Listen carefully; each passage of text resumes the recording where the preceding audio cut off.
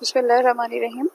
हमारी आज के लैब लेक्चर में हमने फर्स्ट ऑफ ऑल तो प्रीवियस लैब एक्सपेरिमेंट जो है उसको रिवाइज करना है। उसके बाद जो है वो हम नेक्स्ट मूव करेंगे। तो प्रीवियस में मैंने आपको amplitude modulation and T modulation का जो कोड है उसको रन करके और उसके रिजल्ट्स जो है वो शो कराए थे। तो बेसिकली जब भी हम मैटलैब को डिस्कस करते हैं तो उसमें हम दो हमारे पास ऑप्शन होते हैं जिनको हम यूज़ करते हैं। एक तो ये होता है कि हम उसमें प्रोग्राम राइट करते हैं स्क्रिप्ट में जाके। तो दूसरा ऑप्शन हमारे पास ये होता है कि हम उसमें सिमुलेशन जो है वो परफॉर्म करते हैं। तो जो स्क्रिप्ट की मैंने बात की थी उसमें हम एम फाइल जनरेट करते हैं और उसके बाद उसको जो है वो सेव करते हैं। देन हमारे पास जो कोड जो है वो रन होता है तो हम उसके रिजल्ट्स को ऑब्जर्व करते हैं।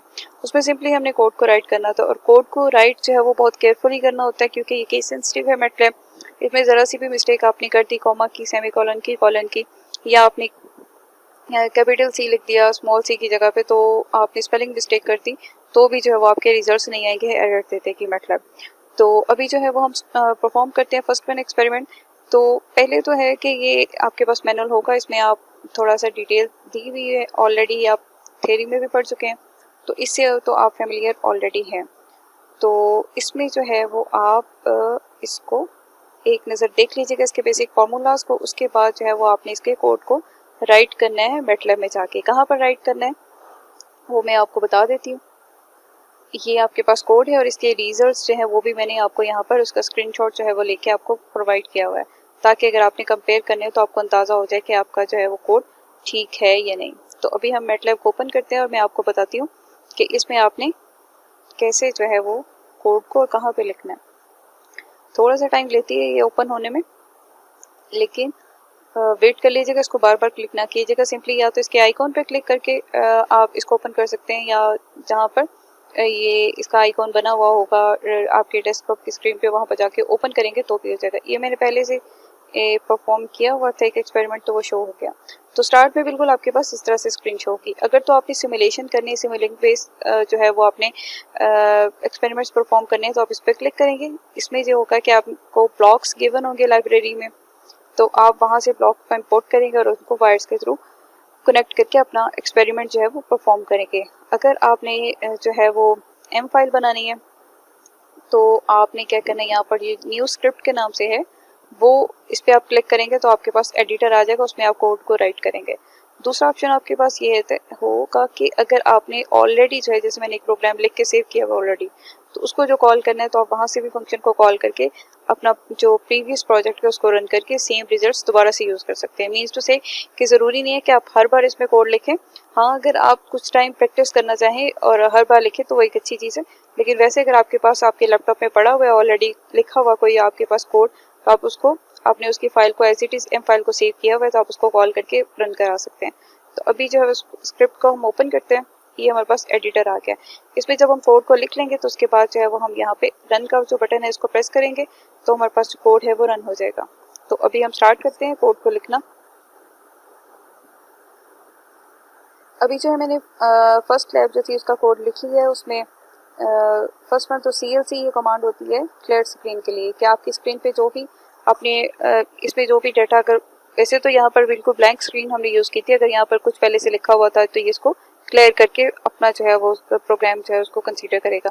तो फर्स्ट ऑफ ऑल हम यहाँ पर जो भी वेरिएबल्स यूज़ किए हुए हैं उसको साथ में डिफाइन भी किया हुआ है। जैसे टी है तो टी से क्या मुराद है, FC से क्या मुराद है, FM से क्या मुराद है, FS से क्या मुराद है, ये सारे जो है वो यहाँ पर साइड में ग्रीन कलर से भी बताया हुआ है। और वैसे भी आपने एम्पलीट्यूड मॉड्यूलेशन डिटेल से पढ़ी है तो आपको पता है कि FC से मुराद वो हमारे पास कैरियर की फ्रिक्वेंसी होती है, FM से मुराद तो हमारे पास मैसेज सिग्नल होता है, FS से मुराद हमारे पास सैम्पलिंग फ्रिक्वेंसी होती है, AM से मुराद हमारे पास एम्पलीट्यूड होता है मैसेज सिग्नल का, AC से मुराद हमारे पास कैरियर सिग्नल का एम्पलीट्यूड है। उसके बाद जो है वो हमारे पास मॉड्यूलेशन इंडेक्स आ जाएगा। इसी तरह से हमारे पास मेरिडियन में फ्रिक्वेंसी आ जाएगी कैरियर की और फिर मैसेज सिग्नल की। इस तरह से ये सारी जो डिटेल्स हम पहले राइट करेंगे, उसके बाद जो है वो हमने इसके रिजल्ट्स जो है वो हमने उसमें ग्राफ में भी ऑब्जर्व करने हैं, तो हम उसकी कमांड देंगे एक्स लेबल वाई लेबल करके, उसकी एक्स एक्सिस और वाई एक्सिस को हम डिफाइन करेंगे। टाइटल के नाम से हमने जो है वो बता देना कि ये हमारे पास मॉड्यूलेटिंग सिग्नल है और कैरियर सिग्नल है, या हमारे पास जो है डीमॉड्यूलेटेड सिग्नल, ये सारा जो हम टाइटल में डिफाइन कर देंगे।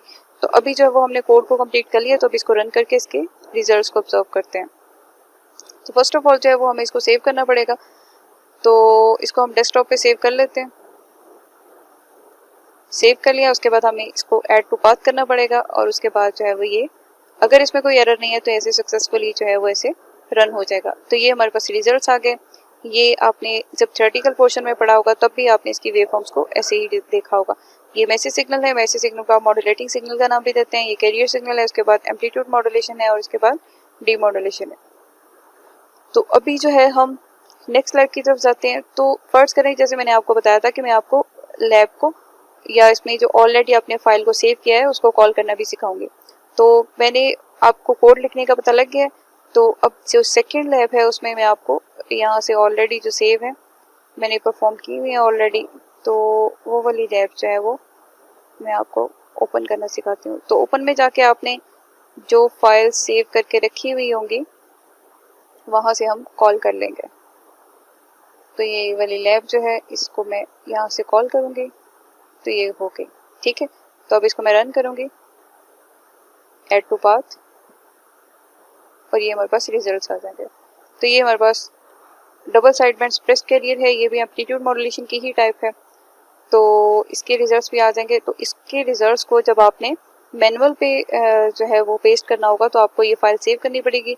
दो ऑप्शन होते हैं, या तो आप इसका जो है वो प्रिंट स्क्रीन ले लें, स्क्रीनशॉट ले लें, तो उससे समटाइम्स जो है वो इमेज जो है वो ब्लर हो जाता है। तो बेहतर ये होता है कि आप इसमें यहाँ पर फाइल में जाके इसको सेव एज के इसमें ऑप्शन होता है, तो इसको एज इट इज जो है जो भी आपको इसकी बेहतर लगता है, जो भी आपको नाम, जिस नाम से भी आप इसको जिस फोल्डर में भी सेव करना चाहते हैं तो वहाँ पर जो है वो आप इसको सेव कर सकते हैं। ये मल्टीपल आपके पास ऑप्शंस होते हैं कि आप कौन सी इमेज की कौन सी जो है एक्सटेंशन के साथ यूज़ करना चाहते हैं। मोस्टली जो होता है मैं तो ये जो बाय डिफ़ॉल्ट इसमें डिफाइन होता है फिक के डॉट फिक के नाम से, इसको हम सेव कर लेंगे और इसको जब हम ओपन करेंगे तो इसके जो है वो रिजल्ट्स जो एज इट इज़ होंगे, अगर आप इसका प्रिंट लेंगे तो वो ज़्यादा क्लियर आएगा। तो बेहतर ये होता है कि आप इसको इस तरह से सेव कर लें। तो ये आपकी लैब जो है वो परफॉर्म हो गई है। अभी हम चलते हैं नेक्स्ट लैब की तरफ। नेक्स्ट लैब जो है वो आपकी है फ्रीक्वेंसी मॉड्यूलेशन पे, उसका भी आपने एम फाइल ही जनरेट करनी है। ये आपके पास थोड़ी सी थ्योरेटिकल डिटेल ऑलरेडी होगी मैनुअल में। उसके बाद इसका जो है वो प्रोग्राम आपको गिवन होगा। इसके प्रोग्राम को जब आप राइट कर लेंगे तो आपके पास इस तरह के रिजल्ट्स आने चाहिए। तो अभी हम स्टार्ट करते हैं।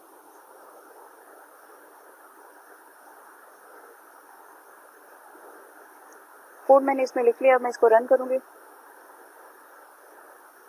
तो इसको पहले की तरह हमें सेव करना पड़ेगा। सेव कर लिया, उसके बाद हम इसको ऑब्जर्व करेंगे तो ये हमारे पास रिजल्ट आ जाएंगे जो मैनुअल पे भी मैंने आपको प्रोवाइड किए हुए। तो वहाँ से कंपैरिजन कर लीजिएगा और आपने जो थ्योरेटिकल फ्रीक्वेंसी मॉड्यूलेशन पढ़ी है उसके साथ कंपेयर कर लीजिएगा, तो ये रिजल्ट्स इसके सेम होंगे। तो आज के लिए इतना ही था। नेक्स्ट लैब जो है वो हम सिमुलेशन बेस्ड करेंगे, तो उसमें ब्लॉक्स जो हैं वो हमको कनेक्ट करके ऑब्जर्व करेंगे उनके रिजल्ट्स। तो इसकी प्रैक्टिस करें नेक्स्ट लैब के लिए, फिर हम नेक्स्ट वीक जो है वो इसको देखेंगे। तब तक के लिए अल्लाह हाफ़िज़।